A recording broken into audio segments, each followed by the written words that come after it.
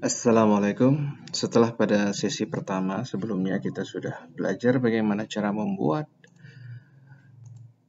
drop-down list untuk bisa menunjukkan rentang periode time series daripada grafik kita secara dinamis, dan kemudian pada sesi kedua kita juga sudah melihat bagaimana cara membuat supaya kita tidak perlu mengutak-ngatik formula apapun. Setelah kita punya grafik dinamis, kita tinggal mengubah rentang data ini dalam tabel Excel, dan kemudian kita tinggal menambahkan saja datanya seperti ini. Dan sekarang di video yang kali ini kita punya tugas baru, yaitu kita hendak menampilkan data pertumbuhan ekonomi Indonesia. Ini sudah tampil ya dalam bentuk persen, tetapi dia kemudian disandingkan dengan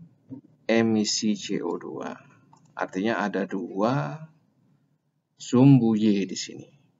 Dan data pertumbuhan peningkatan emisi CO2 tepatnya, itu kita sudah punya di sini. Bagaimana cara memasukkannya ke dalam grafik ini? Mari kita buat dari awal.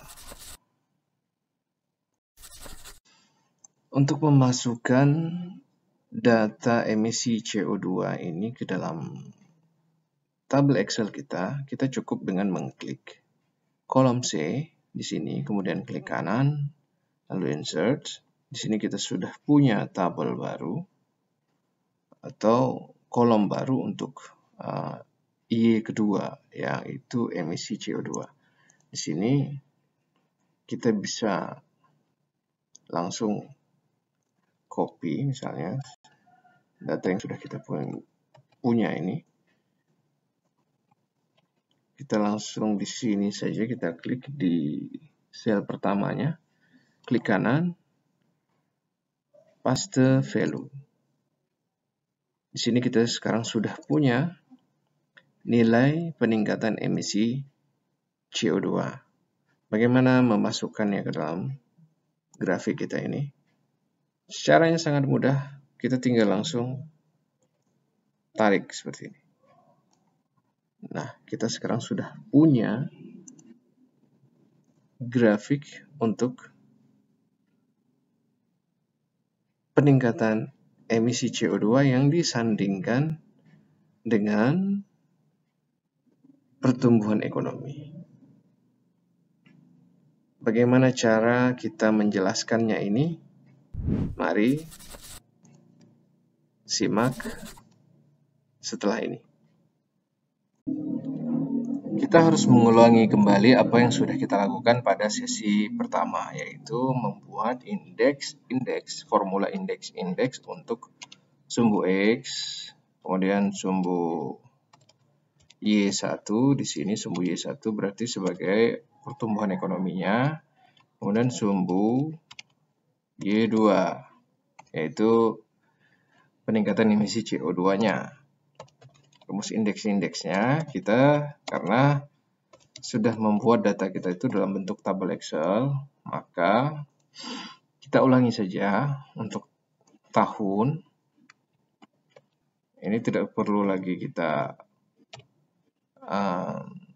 bikin absolut dengan F4. Kemudian ini kita matchingkan dengan match dengan dari ini yang perlu diabsolutkan dengan F4. Kemudian dicari tetap pada tabel tahun. Ini cepat saja karena kita sudah pernah melakukannya ya. Kemudian ini bisa kita lakukan dengan cara mengcopy. Kita drag dulu sampai batasnya yang tepat, kemudian kita copy dengan Ctrl C, lalu kita Ctrl V kan di sini.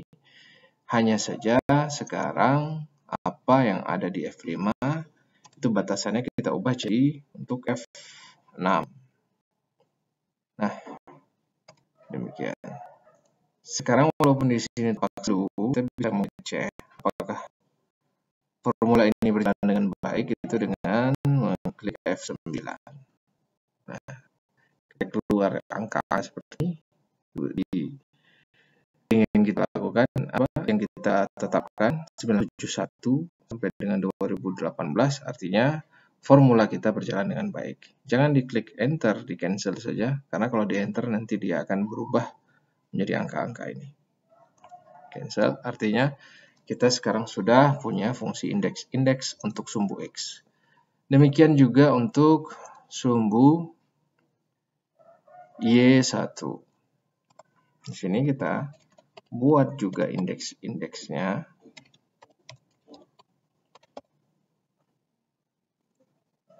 Kali ini tentu adalah apa yang ada dalam kolom pertumbuhan ekonomi. Ini di-matchingkan dengan apa yang ada pada tetap seperti itu F5. Di sini F5. Di sini kita absolutkan.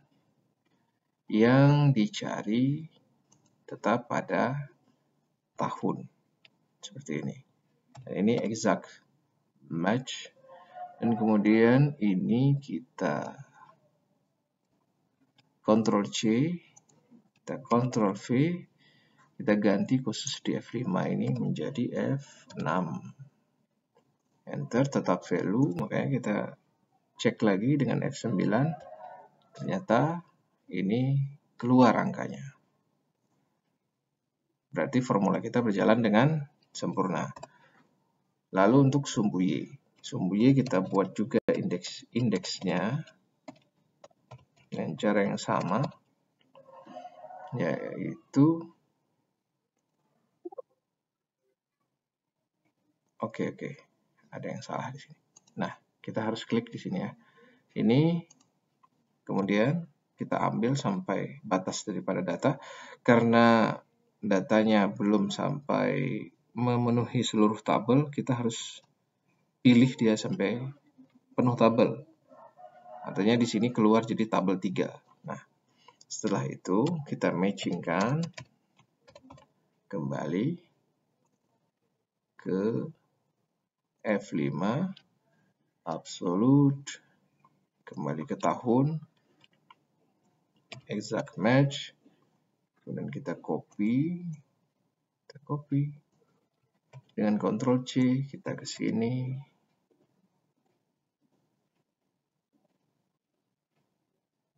Oke, ada yang kurang di sini. Di sini di matchingkan yang pertama ini ya, F5 yang dikunci ya. Di sini juga dengan F7 yang F6, yang F6-nya itu jadi absolute. Baik, coba kita lihat apakah formula kita berjalan dengan sempurna. Oke, ternyata formula kita juga berfungsi sebagaimana mestinya. Langkah selanjutnya kita harus definisikan formula, define name. Nah, ini ada yang sudah kita buat yang sebelumnya, yaitu untuk pertumbuhan misalnya di sini ya. Pertumbuhan kita mulai dari tahun saja. Kita mulai supaya satu persatu. Ini dari tahun, berarti ini fungsinya kita copy. Kita ke name manager, tahun, kita edit. Oke.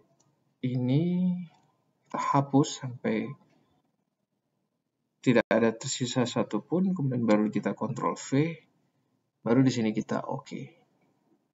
Kemudian kita close, kita ke pertumbuhan,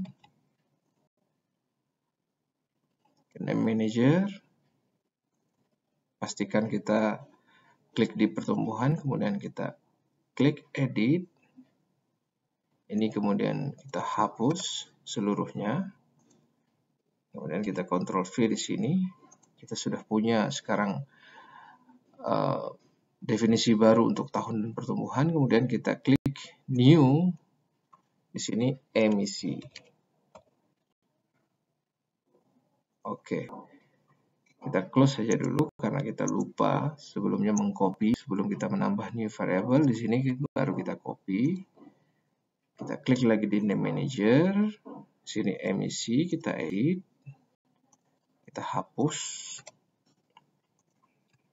Dan kita Ctrl V dan kita klik OK.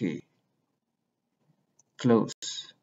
Lalu baru kita masukkan ke dalam grafik dengan cara mengklik select data di sini. Awalnya berarti kita ingat di sini pertumbuhan ekonomi yang pasti untuk axis labelnya itu harus tahun. Oke. Kemudian untuk Y-nya, sumbu Y-nya berarti di sini sudah kita definisikan sebagai pertumbuhan. Oke. Kita klik OK.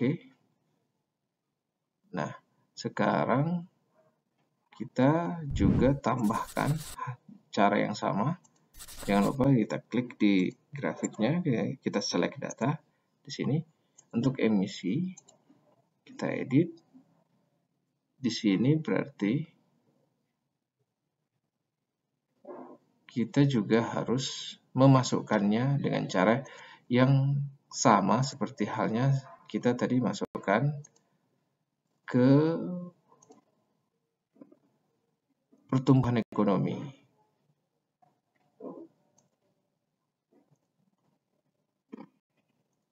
Caranya kita lanjutkan nanti ya.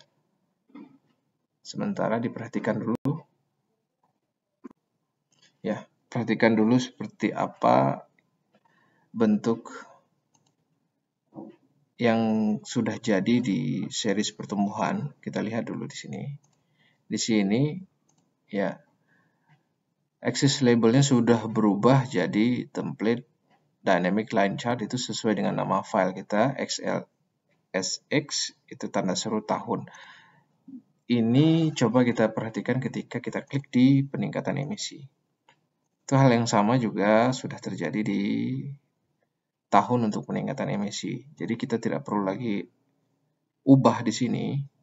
Yang kita perlukan sekarang adalah kita mengedit sumbu Y-nya. Karena di sini masih tertulis sebagai sesi 1 sampai dengan 3, C12 sampai 49. Di sini berarti kita harus tampilkan dia sebagaimana yang sudah kita definisikan sebagai emisi. Coba kita OK. Oke.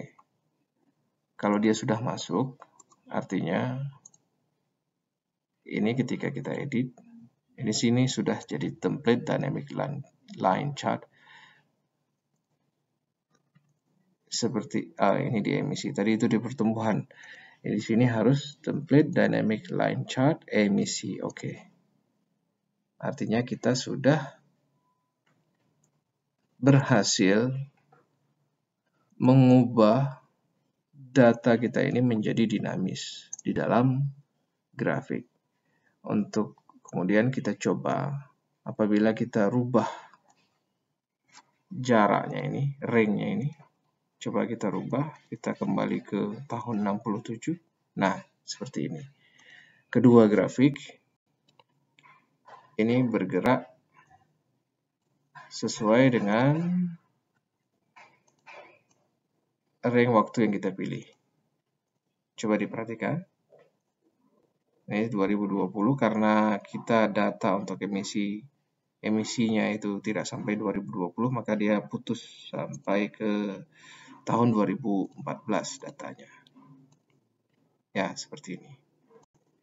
Akhirnya kita punya grafik dinamis untuk dua buah variabel sumbu Y. Kalau kemudian ini mau katakan mau buat desainnya, misalkan di sini kita layoutnya kita ingin tampilkan ada ya seperti ini mungkin ada nama seriesnya supaya tahu yang mana pertumbuhan ekonomi, yang mana peningkatan emisi CO2, atau yang mana sumbu Y1, yang mana sumbu Y2, itu bisa pilih di sini ya, di quick layout. Tapi yang penting kita sekarang sudah punya template dynamic line chart untuk dua variabel yang akan kita plotkan pada sumbu Y. Demikian, semoga bermanfaat. Semoga kita dapat berjumpa kembali pada video selanjutnya. Terima kasih. Wassalamualaikum.